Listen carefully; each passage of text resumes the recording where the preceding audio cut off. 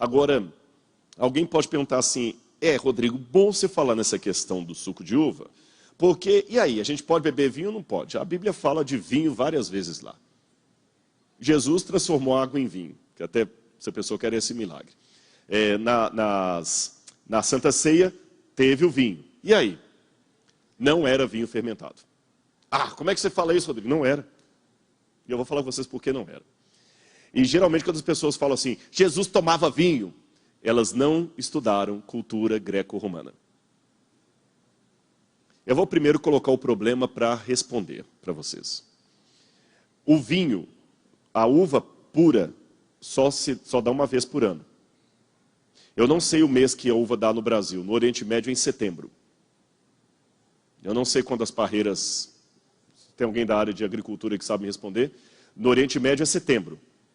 Aqui no Brasil eu não sei que época que é janeiro.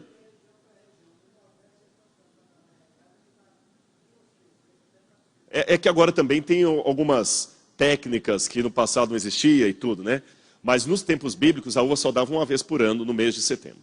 A pergunta é o seguinte, se a uva só dá uma vez por ano, a única época do ano que eu poderia ter suco de uva puro era setembro. Porque depois, o que acontece? Ela fermenta, eles não tinham geladeira, não tinha lugar de conservar a uva, então era óbvio que o vinho tinha que ser fermentado. Eu não vou falar do Antigo Testamento, não. Vou falar só do Novo Testamento. Falei período greco-romano. Período greco-romano. No Novo Testamento, mesmo em Roma, não havia o costume de beber vinho puro, alcoólico. Não era de bom tom. Eu não quero dizer com isso que não havia pessoas que não consumiam vinho alcoólico. Havia. Por exemplo, nas festas de Baco, deus do vinho, as pessoas se embriagavam. Mas como é que funcionava isso na sociedade greco-romana? O vinho alcoólico podia até ser usado, mas não era uma coisa que as pessoas aceitassem, achassem de bom tom ou batessem palma para aquilo. É como, por exemplo, a droga. A nossa sociedade tem uso de drogas, sim ou não? Sim. Mas se daqui a 2000 anos alguém falar o seguinte, não, na época lá do pastor Isaías, lá em Brasília, as drogas eram um uso normal das pessoas, não era normal. Não era? Mas como é que a gente lê nos relatos da época que um rapaz foi apanhado com droga na escola? Era uma situação ilegal, atípica, que a sociedade não aceitava. De modo normal, as pessoas não tomavam vinho alcoólico. E vou mais além. Estou falando de Roma. As pessoas não gostavam nem do gosto do vinho alcoólico. E nem do efeito embriagante que ele tinha. Então, quando a pessoa fala comigo assim, no tempo de Jesus as pessoas tomavam vinho normalmente, essa pessoa não conhece nada de história greco-romana. Está querendo argumento para eu beber vinho hoje. O vinho funcionava da seguinte maneira. Eles tiravam o suco de uva puro, tomavam, davam para as crianças, e eles pegavam uva passa,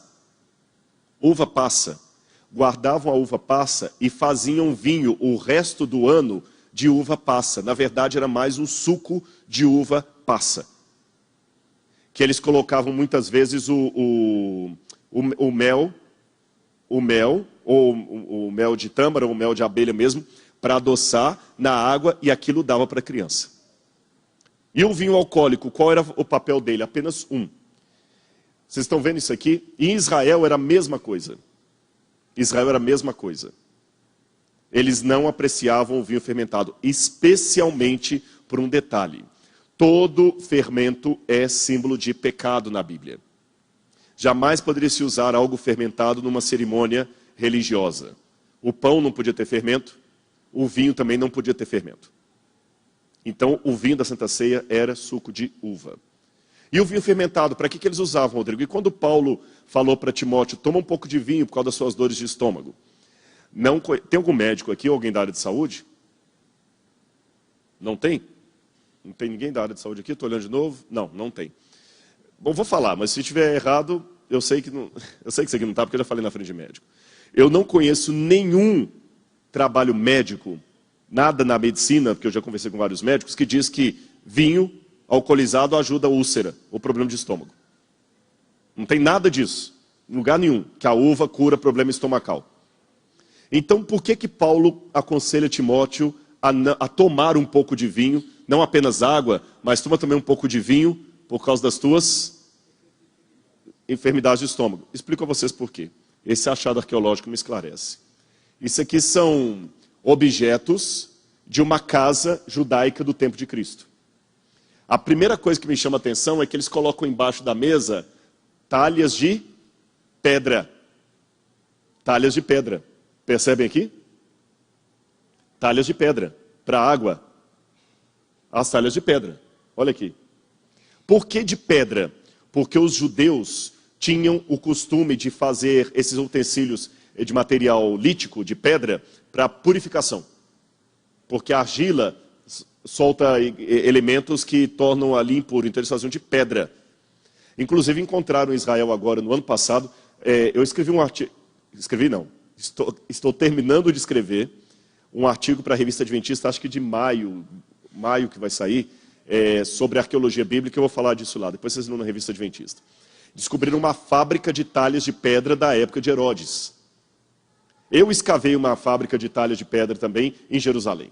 Eles faziam tudo de pedra, objeto de pedra. Por quê? Porque era melhor para evitar a contaminação. Por isso que nas bodas de Caná da Galileia havia ali 12 talhas de pedra. E o vinho. Em cima disso aqui, vocês estão vendo umas canecas de bronze? Em cima da mesa?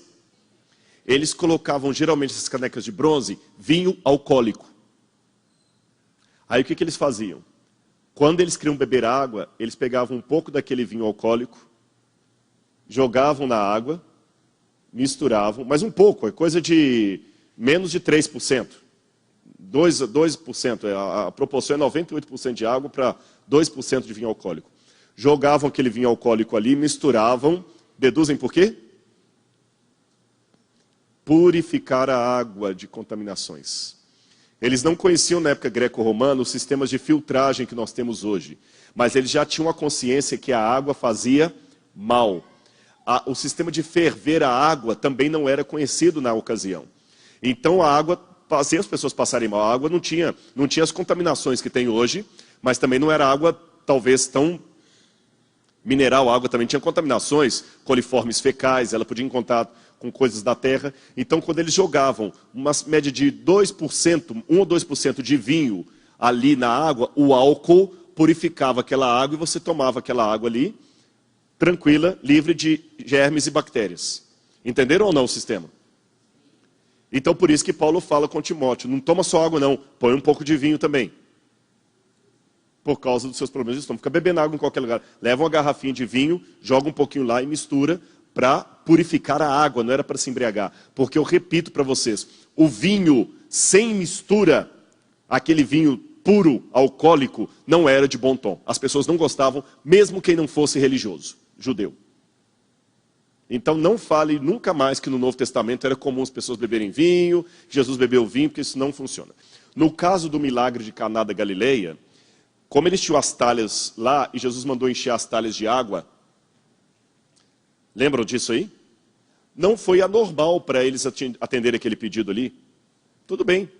O que foi anormal foi o fato daquelas talhas de água depois virem com um suco de uva puro, como se tivesse sido espremido da uva naquela hora ali. Então, escuta, eu não entendo que as pessoas geralmente dão o bom vinho no começo e você deu o melhor vinho no final, um vinho, parece que espremeu de uma uva agora.